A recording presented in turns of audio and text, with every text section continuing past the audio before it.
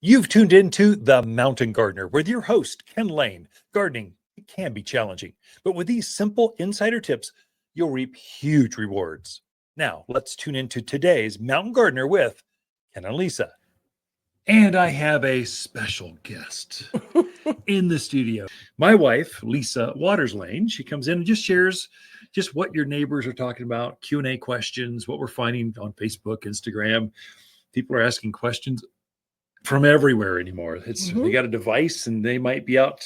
Had someone hiking around the other day going, "Hey Ken, you know what this is?" Going, "How did you get my number? Where is this? Who is this?" I didn't pick it up, just saw the number. Yeah. Anyway, it's just how people connect anymore. So welcome to the studio, Lisa. Thank you.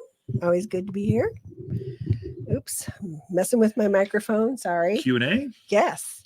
So our first question is from Amanda. She has a beautiful coleus growing outside in a pot. She knows that it's only likes the warm weather, so she wants to bring it in before it's cold. Her question is, can you grow a coleus inside through the winter? Yeah. And if so, what kind of light inside your house would it want? Yeah, the coleus is a great houseplant. Yeah, you can absolutely bring it indoors. There's a couple insider tips on before you do that. So first of all, they're huge. So they've been growing all season. You might consider pruning things back a little bit. Otherwise, it's going to take up some serious room inside your house. So give it a haircut. Just kind of let it. Now's the time. Take some of the spent flowers. I'll clean it up so it's not dropping things in your house.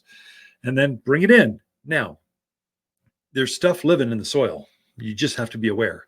So I would, before I brought in the worms and the centipedes and the things growing in that soil, and I would probably do two things. One, I would water it until water is just flooding out. Try to get some of those things, just flood them.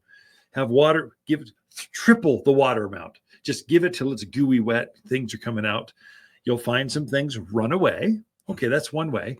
And then I would probably treat it with a systemic granule. So while it's outdoors, there's a granular that you sprinkle on the ground, you water it in, and as it goes to the soil, it kills off things that are still living in the soil. So you're going to have things living in there. I can't emphasize that enough. I've made that one a few times. Worms crawling across the carpet. That's never good.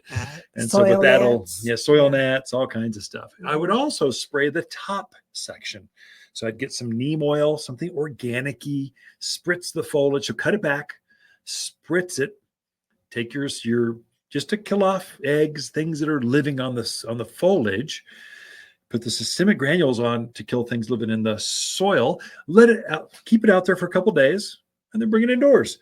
Amanda was asking, what's the other one? Oh, light. How much light?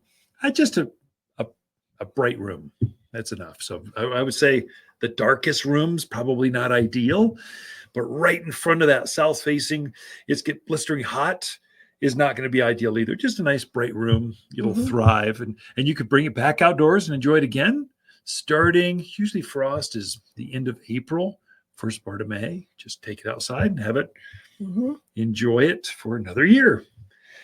Those coleus do get big. I brought two home to plant by the front door. I was going to put them in the same pot.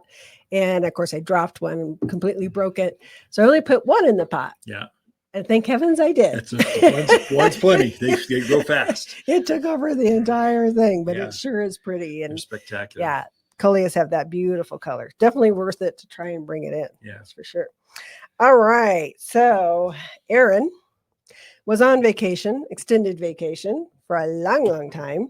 Came back home and the horehound has taken over his yard. I thought he was going to say the irrigation failed or something. And then, where did you travel to, Aaron? I'm jealous. I know. But he wants to know the best way to kill the horehound and prevent it from coming back. Yeah. So horehound's a native weed. I don't know if it's native, but it's a nasty weed. It's pretty, actually. It's got a nice gray thing, but it's got a root that goes down to China, and it just propagates and keeps taking over entire pastures, entire front yards. And so if left unchecked, all you'll have left is horehound everywhere. So, and it is a perennial. So it's going to come back from the roots every year. So whereas goat head and tumbleweeds, some of these others, they come back by seed. So if you can control the seed, you can kind of get ahead of it. Horehound's not that way. You got to be more aggressive.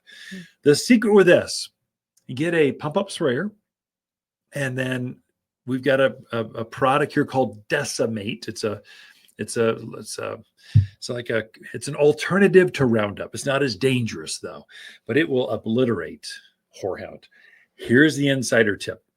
In the same tank, so mix it up at the recommended rate. I think it's a couple ounces per gallon. It goes a long ways. But add in the same container, add some spreader sticker. There's a liquid that you add to it that will penetrate that real fuzzy. Horehound has a texture to the foliage, and so the product wants to float on top of the leaf, and so you don't get the penetration. Spreader sticker forces it down onto the surface of that leaf, so you get a much faster, better, stronger knockdown, much more gratifying. The death rate will double. It's just a better way to go. If you don't do that, you'll have to use more product.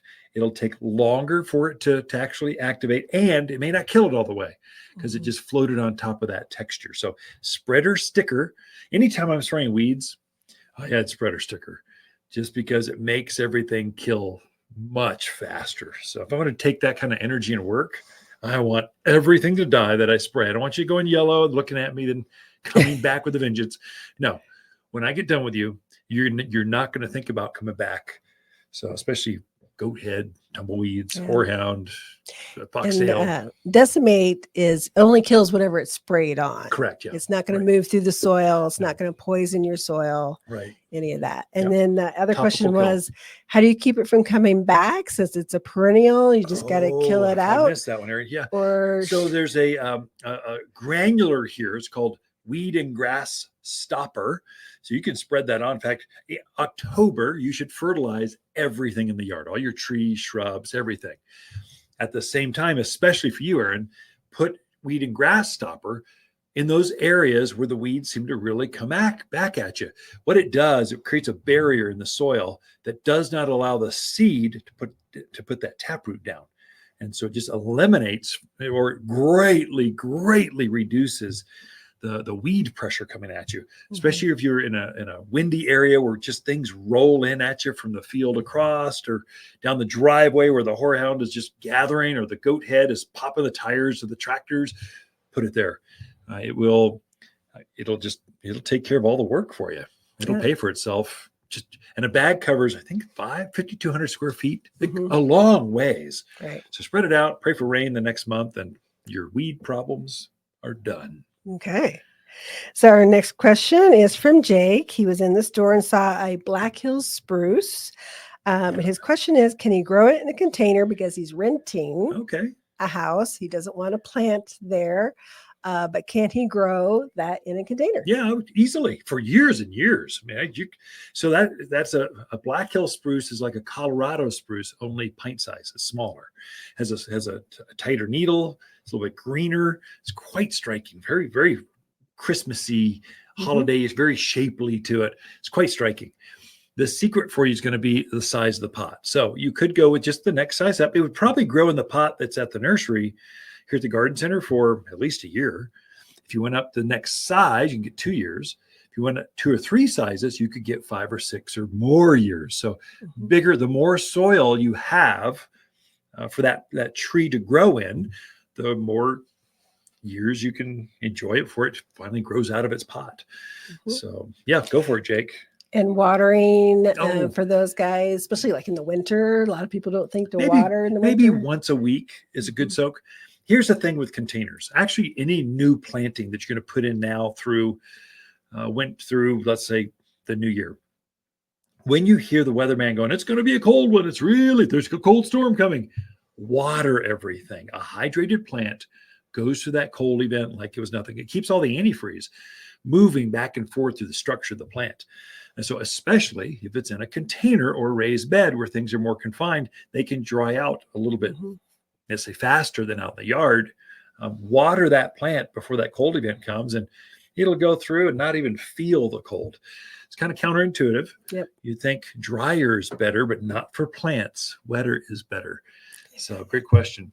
We are out of time. So Okay. Ken and Lisa Lain, the mountain gardener. Water's October companion plants that grow well together are blaze maples, spicy mums, glamour kale, and burning bush. Water's compact burning bush is a neat, well-behaved shrub prized for its blazing red foliage in the fall. Looks great when planted with autumn gold sumacs, lilacs, and gold euonymus. At 6 foot, this bush makes a natural hedge that burns red through autumn. You'll find the showiest shrubs here at Water's Garden Center. Siri, give me directions to Water's Garden Center. For a more fruitful garden, increased success in the landscape that just feels better, then tune in daily to the Mountain Gardener podcast. Subscribe through your favorite podcast streamer or visit watersgardencenter.com. Better yet, visit me directly right here at Waters Garden Center. Thanks for tuning in.